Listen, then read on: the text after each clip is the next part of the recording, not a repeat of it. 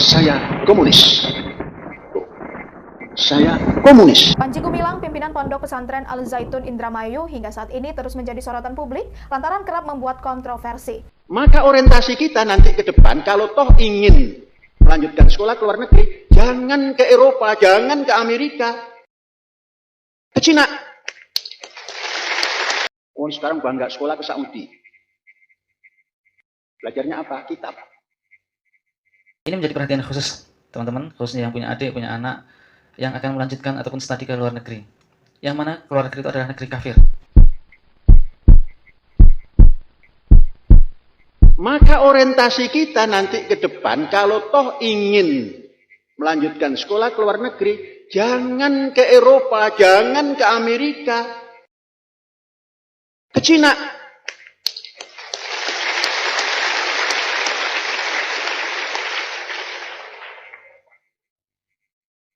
Ke Cina.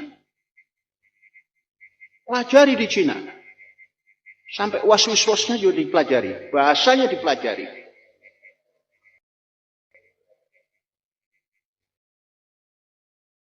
Oh, sekarang bangga sekolah ke Saudi.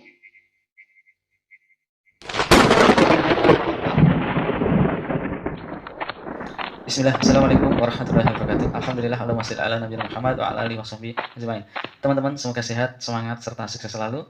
Ya, kita mengambil hikmah, mengambil faedah dari setiap apa yang kita dapatkan. Di antaranya teman-teman masih yang cukup viral saat ini adalah pimpinan Pondok Al Zaitun, Pak Panji Gumilang, yang memberikan pernyataan ataupun menyuruh kepada santri-santrinya untuk melanjutkan ke negara Cina, jangan ke negara Arab.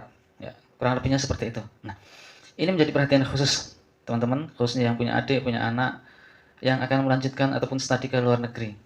Yang mana ke luar negeri itu adalah negeri kafir. Seperti Cina adalah negara kafir, bahkan cukup dikenal dengan negara komunis gitu ya. Nah, Syekh Abdullah Al-Jibrin rahimahullah memberikan jawaban atau memberikan fatwa ataupun memberikan wejangan bagaimana bisa kuliah ke luar negeri, negeri kafir. Ada syaratnya teman-teman sekalian. Yang pertama adalah yakin akan terlepas dari bahaya, terutama bahaya yang membahayakan agamanya selama ia di perjalanan dan selama belajar di sana. Ya, benar-benar yakin dan dipastikan bahwa tidak membahayakan dirinya, khususnya agamanya selama perjalanan dan selama belajar di sana.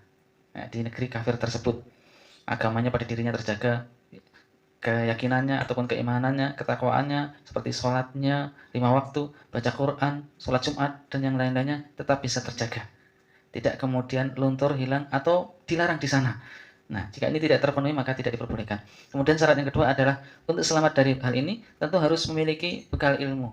Bekal ilmu agama maksudnya, agama yang cukup. Nah, jadi harus memiliki bekal ilmu yang cukup. Jangan sampai tidak tahu tentang agama Islam ini. Nah, kemudian juga memiliki kesabaran untuk membentengi diri dari berbagai syahwat. Ya, karena di antara bentuk kesabaran adalah kesabaran untuk meninggalkan perkara yang dilarang oleh Allah Subhanahu wa taala. Ya, ini meninggalkan syahwat yang dilarang. Karena di negeri kafir biasanya akan diumbar itu syahwat, dibebaskan. Sehingga nanti di sana akan terjadi perang syahwat begitu ya. Juga subhat. Subhat itu adalah segala sesuatu yang rancau, yang seolah-olah bagus padahal itu jelek ya. Baik itu pernyataan-pernyataan ataupun sikap-sikap atau fenomena ataupun yang dilihat di sana. Maka harus tahu persis bahwa ini adalah subhat, sehingga nanti di sana akan terjadi perang pemikiran. Ini juga harus hati-hati benar ya. Kemudian syarat yang ketiga teman-teman sekalian adalah dibolehkan belajar di sana jika dalam keadaan darurat. Ya, memang keadaan darurat. Contohnya adalah jika dia belajar ke sana mempelajari suatu ilmu yang ilmu itu tidak ada di negeri-negeri yang lain, negeri-negeri Islam yang lain tidak ada, hanya ada di sana. Kemudian yang kedua, yang bisa mempelajari adalah yang bersangkutan tersebut. Yang bisa untuk menangkap ataupun bisa memahami suatu ilmu hanyalah dia. Maka itu baru diperbolehkan. Ya, seperti itu kurang lebihnya. Jadi boleh asalkan memang darurat begitu ya.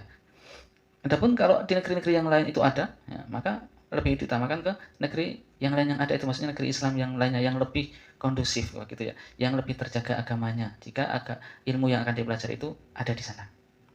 Kemudian yang keempat teman-teman sekalian adalah jika yang akan belajar di sana atau studi di negeri kafir itu, di Cina itu khususnya, adalah seorang wanita, maka hendaklah untuk pergi ke sana ditemani dengan mahramnya. Nah, harus ada mahramnya, suaminya atau kakak laki-lakinya atau ayahandanya atau pamannya Begitu ya. Karena Nabi SAW telah bersabda, tidak boleh bagi seorang wanita yang beriman kepada Allah dan hari akhir bersafar sejauh perjalanan sehari semalam kecuali disertai dengan mahramnya.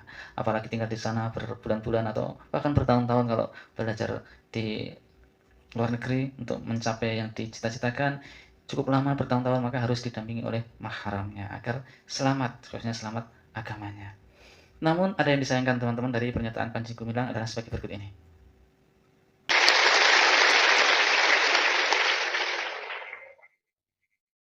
Cina. Pelajari di Cina. Sampai was-wasnya juga dipelajari. Bahasanya dipelajari. Orang sekarang bangga sekolah ke Saudi. Belajarnya apa? Kitab.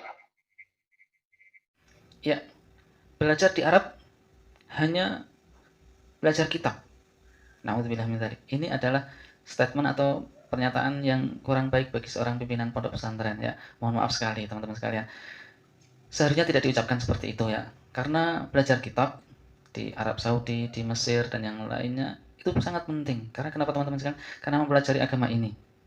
Karena mempelajari akidah sebagai seorang muslim. Karena kitab-kitab para ulama di sana akan menambahkan wawasan ilmu kita dan akan menambahkan keimanan kita. Ilmu yang luas yang nanti pulang ke negeri kita kembali ke tanah air, maka akan mengajarkan tentang Islam, mengajarkan tentang Allah Subhanahu wa taala, mengajarkan tentang agama ini, mengajarkan tentang ajaran Rasulullah Shallallahu alaihi wasallam. Jadi tidak boleh diremehkan seperti pernyataan tersebut, tidak boleh dikatakan dengan hanya belajar kitab kurang lebihnya seperti itu ya. Tidak boleh diremehkan. Justru belajar agama, belajar mengenal Allah Subhanahu wa taala dari kitab-kitabnya para ulama itu adalah pelajaran yang sangat agung, pelajaran yang sangat mulia, pelajaran yang diimpikan oleh setiap muslim agar mendapatkan pemahaman yang baik tentang agama ini sehingga akan selamat insyaallah di dunia dan akhirat. Kita mohon pada Allah Subhanahu wa taala semoga kita selalu dalam lindungan Allah, diberikan petunjuk dan mudah-mudahan semuanya akan baik-baik saja dan khususnya Pak Panji Gumilang ini semoga diberikan taufik sehingga diberikan kesadaran dan insaf serta bertobat kepada Allah Subhanahu wa taala dan kita semua selalu mohon pada Allah Subhanahu wa taala diampuni dosa-dosanya. Semoga bermanfaat. Wassalamualaikum warahmatullahi wabarakatuh.